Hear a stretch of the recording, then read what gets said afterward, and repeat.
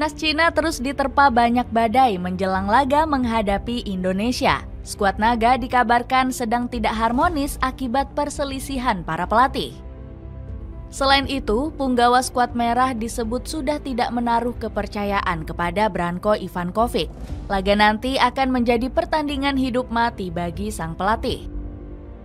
Sebab, Ivankovic diprediksi akan dilengsarkan jika gagal meraih kemenangan kontra pasukan tanah air.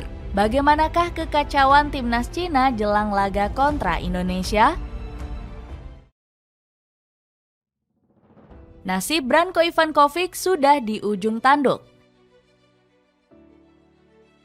Timnas Cina dinilai mengalami kegagalan untuk memenuhi ambisi bertengger di 4 besar. Pasalnya, anak asuh Branko Ivankovic langsung menelan 2 kekalahan di ronde ketiga grup C. Skuad naga harus mengaku kualitas hebat yang ditunjukkan oleh Jepang dan Arab Saudi. Meski begitu, Ivankovic masih optimis anak asuhnya bisa bangkit. Bahkan sang pelatih bertekad untuk bisa mencuri poin saat berhadapan dengan Australia. Tim Australia adalah langganan Piala Dunia. Kami harus memainkan pertandingan dengan baik dan berusaha untuk berada di performa terbaik, ungkap pelatih 70 tahun tersebut. Ucapan juru latih asal Kroasia ini ternyata hanya kesombongan semata saja.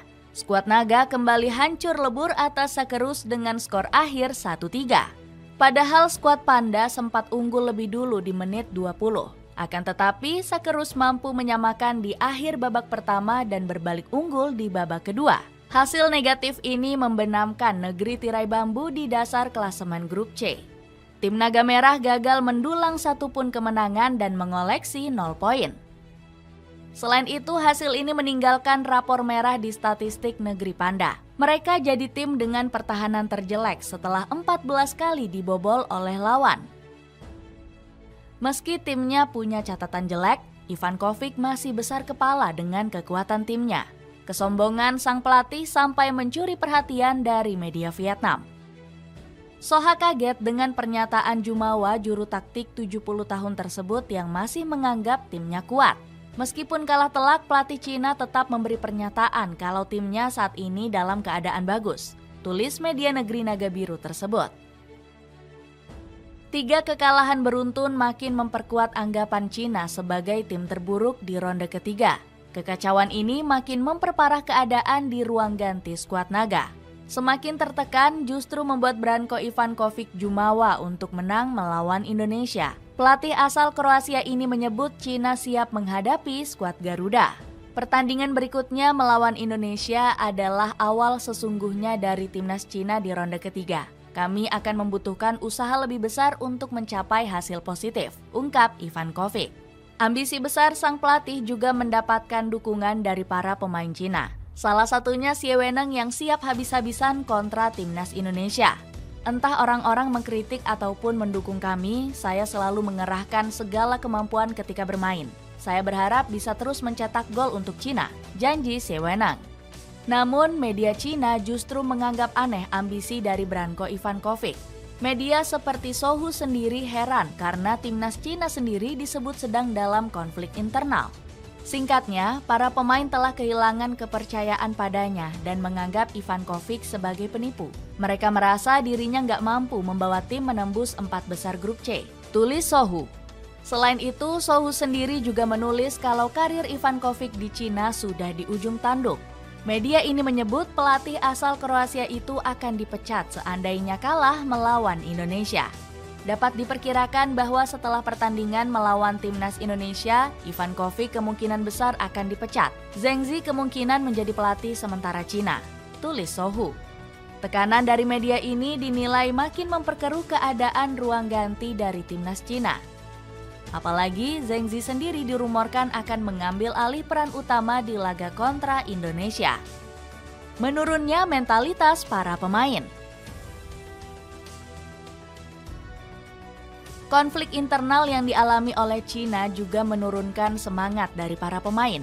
Mereka dianggap sudah nggak percaya dengan kepemimpinan Branko Ivankovic.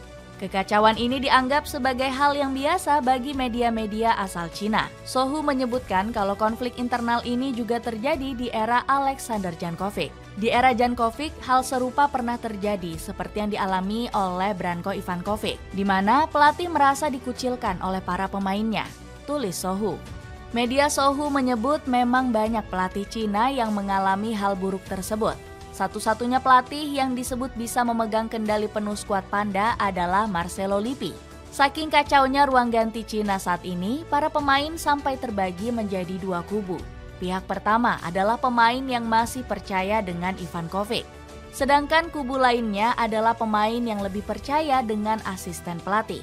Sohu sendiri menyebut memang ada keretakan antara Branko Ivankovic dan Zheng Zi. Terlihat saat dirinya memberikan saran kepada Ivankovic di laga kontra Arab Saudi, namun malah diabaikan.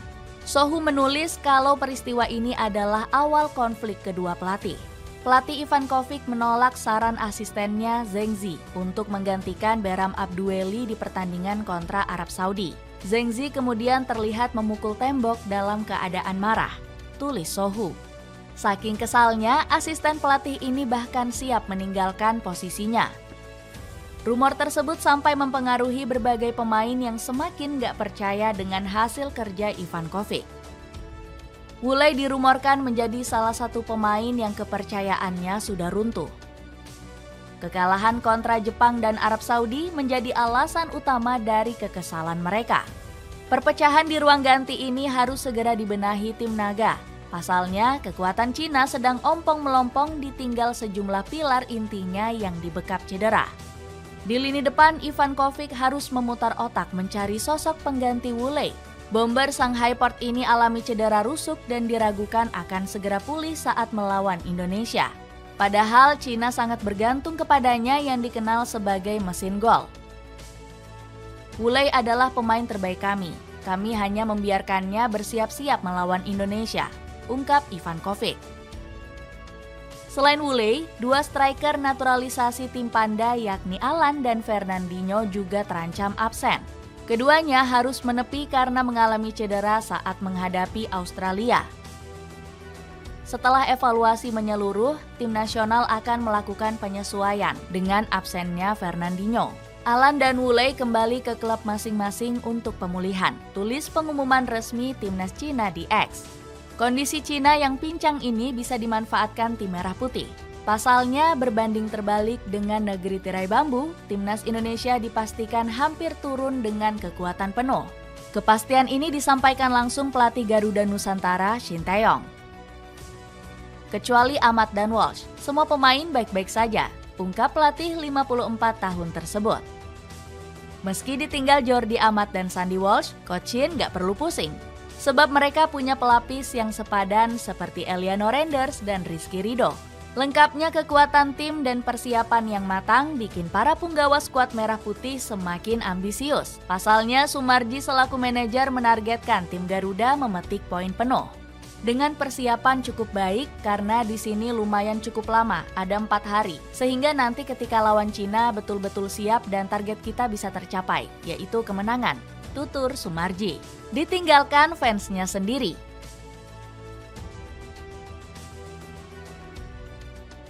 Nasib sial timnas Cina seperti nggak ada habisnya. Skuad Naga Merah baru-baru ini ditinggal suporternya sendiri. Banyak fans militan yang sudah mengendorkan dukungannya. Beberapa dari mereka kedapatan melakukan ejekan seperti yang dilaporkan oleh media Cina. Padahal para punggawa skuad Naga sedang membutuhkan suntikan semangat. Kamu dari sekolah mana? Untuk apa kalian main di sini? Kalian timnas Cina memang gak kami akui. Inilah kenyataan yang terjadi. Tulis supporter Cina dilansir dari media Nikkei Sports. Berbanding terbalik, skuad Garuda justru selalu disambut meriah oleh supporter. Salah satunya dari pelajar Indonesia yang menuntut ilmu di negeri tirai bambu. Bahkan para warga yang ada di sana sampai rela memberikan sambutan meriah saat pemain tiba di bandara. Uniknya, pamor besar para pemain Garuda juga mencuri perhatian warga lokal. Masyarakat negeri tirai bambu sempat terlihat mengerumuni pemain Indonesia. Sebut saja ada Jay Itzes yang dimintai tanda tangan hingga foto oleh warga Tiongkok. Nggak mengherankan kalau Stadion Qingdao diprediksi bakal sepi dari dukungan supporter tuan rumah. Dominasi baju merah di stadion berkapasitas 50.000 penonton diyakini akan dipenuhi fans Garuda. Dilansir dari media Cina yakni Kiki, supporter Cina banyak yang ogah datang ke stadion. Langkah ini dilakukan sebagai bentuk protes dari para fans yang kecewa dengan performa tim. Karena performa yang buruk akhir-akhir ini, penjualan tiket untuk pertandingan Indonesia versus Cina sepi, tulis Kiki. Dengan kekacauan besar yang sedang dialami oleh Cina, apakah Indonesia mampu mengambil kesempatan untuk meraih kemenangan?